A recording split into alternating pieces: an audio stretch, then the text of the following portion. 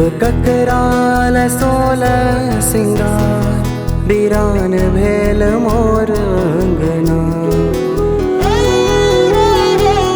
जानकी छन हुनकर विचार नैला किया कि सजना। करब ककराल सोलह सिंगार बीरान भेल मोर अंगना।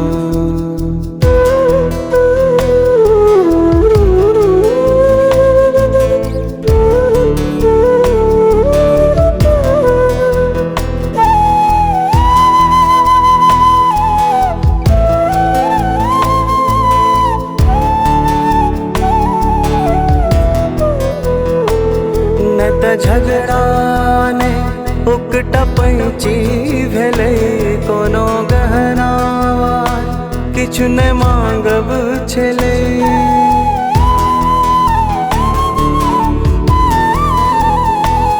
न त झगड़ा ने उकटा पैंची भेले कोनो गहना किछु ने मांगब छले।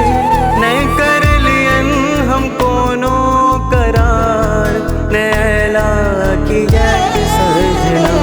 करब ककराल सोलह सिंगार बीरान भेल मोर अंगना।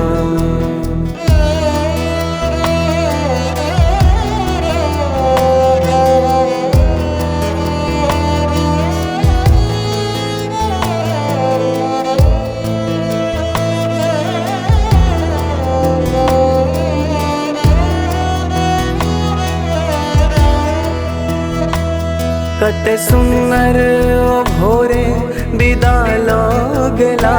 साँझे घुरि कऽ अबै छी कहि गेल छला।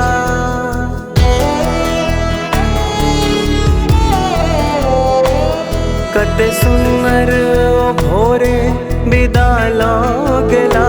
साँझे घुरि कऽ अबै छी कहि गेल छला। एहन नौकरी से रहितत बेगार नैला किया कि सजना। करब ककराल सोलह सिंगार बीरान भेल मोर अंगना।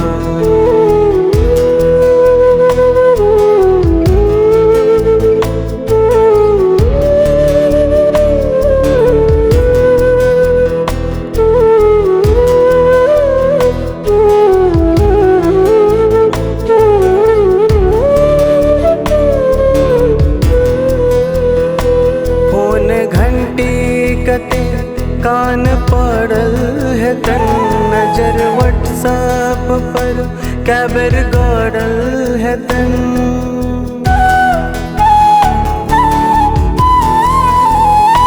फोन घंटी कते कान पड़ल है तन नजर व्हाट्सएप पर कैबर गड़ल है तन। मुदा कैलन ने बात व्यवहार नैला किया कि सजना। करब ककराल सोलह सिंगार बीरान भेल मोर अंगना। करब ककराल सोलह सिंगार बीरान भेल मोर अंगना। जानकी छन हुनकर विचार नैला